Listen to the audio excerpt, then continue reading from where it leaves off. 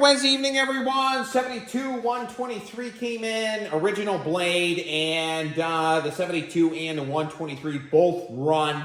The 123 is a little bit tired. The 72 seems to run quite well, and actually we're going to fire it here tonight in the video. Love the sound of these cooler 7 horsepower motors. This one here is extremely clean. It's very low on gas, but it should fire one more time. So we're going to fire it up.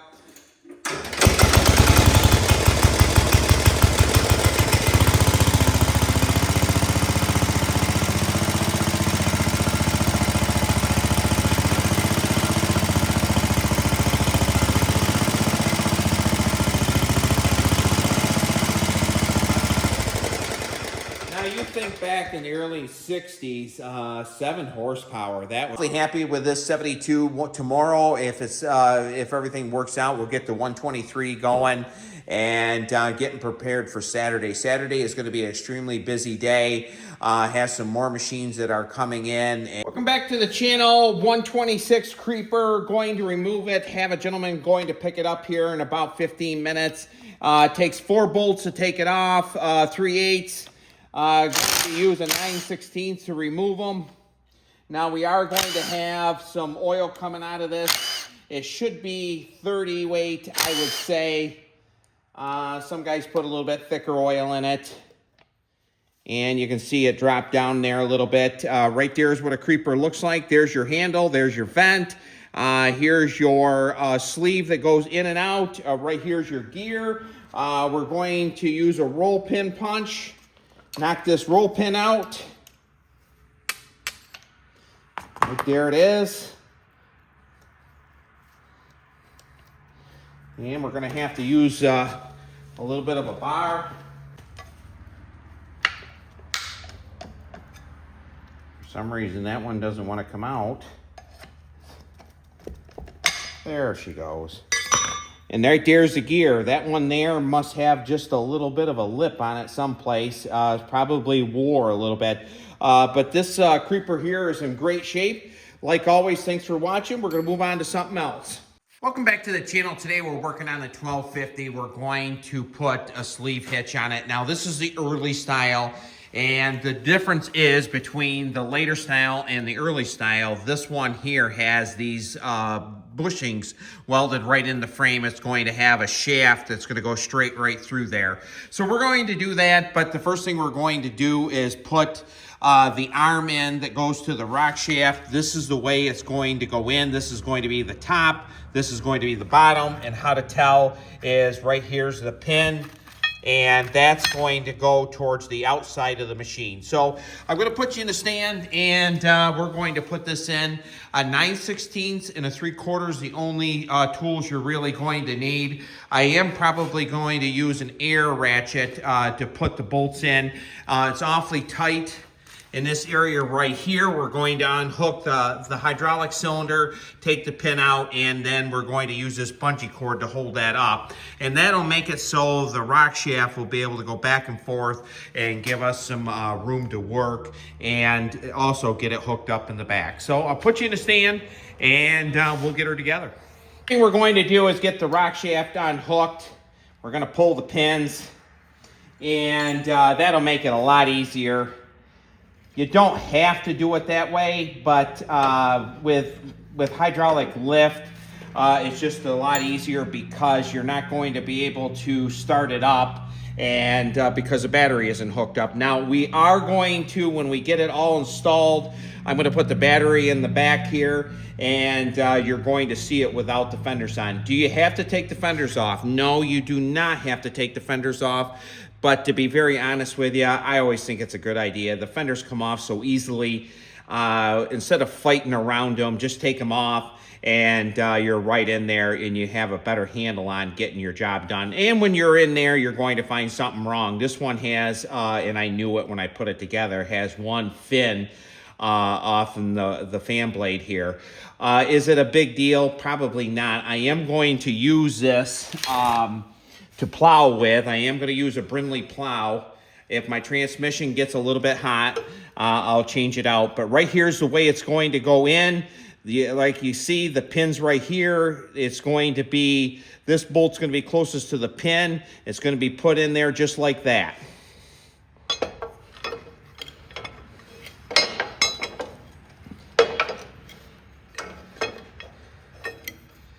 Now we're having a really nice day today. The ground wasn't frozen this morning, so we're around 50 degrees, and now we have some mud. So we're gonna get the top bolt in. Now I apologize, you can't see real well because my fingers are in the way, or my hand. Let's see if we can flip this up so you can see just a little bit better.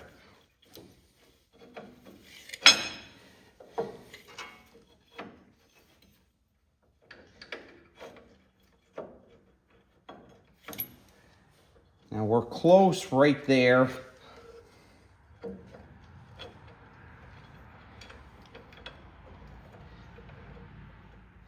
Now you're not going to put this together in any speed show. This will take a minute to do. I'm going to tighten it right up so I hold that plate nice and tight. 3/8 bolts to put them in. Going to take this 90-degree cotter pin puller, kind of line it up right there.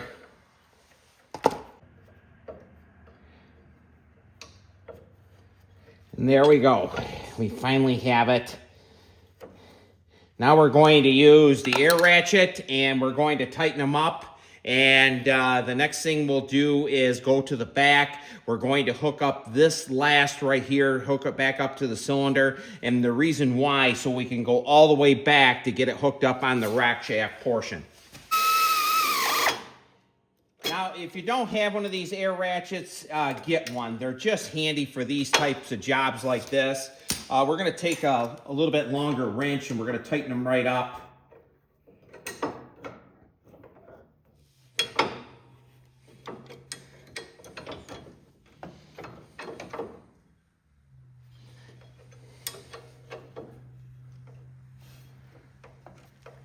And there we go. We're nice and tight. Now we're going to go towards the back and we're going to get the rock shaft in. First thing we're going to do right here is a shaft that's going to go all the way through here. We're going to take the bolt out. It's going to take a 3/4.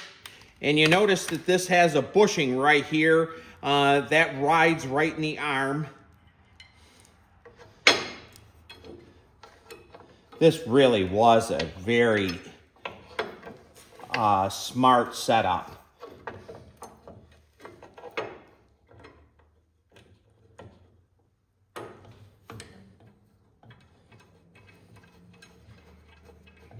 Up.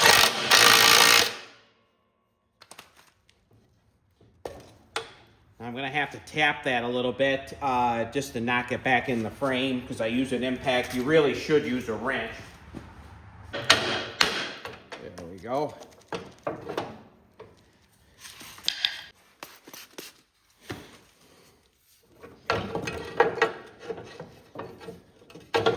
Get it lined up.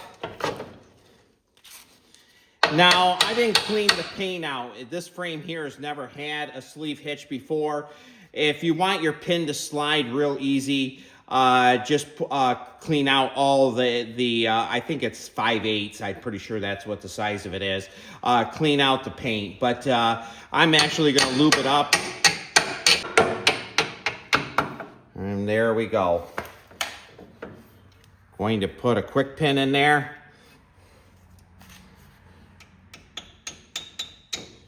And we're all set. So we're in pretty good shape now. Now let's get the rear hitch on. Now I'm actually going to leave the drawbar bracket right off and just put the sleeve hitch rock shaft. It's going to go on just like this. This one here is brand new. And I believe that is Cub Cadet old stock. Takes 9/16.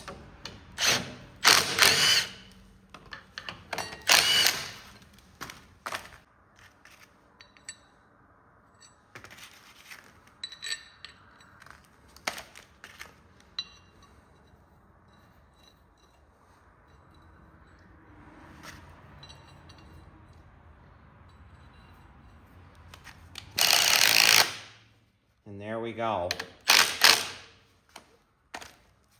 Let's check them.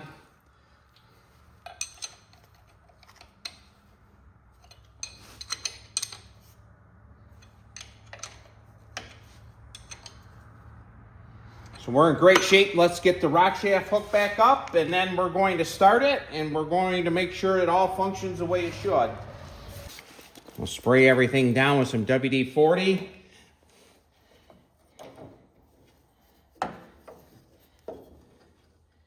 And pull it back a little bit. We're going to put the top pin in first, and the reason why, it makes it easier to line up the other one because you're going to put it in from this way.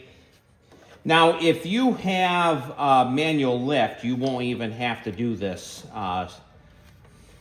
It's going to be really tight in this area right here to get that pin in. I believe I have it. It's right on the clip for the wiring harness, so it's really close, but I did get it. We'll push it out, or push it back out a little bit, and then we're going to push it back in. Put the keeper back in. We're going to put it this way here, and the reason why is just to make sure it never hits the fan blade. So let's start it up, and let's check it out, see how it works.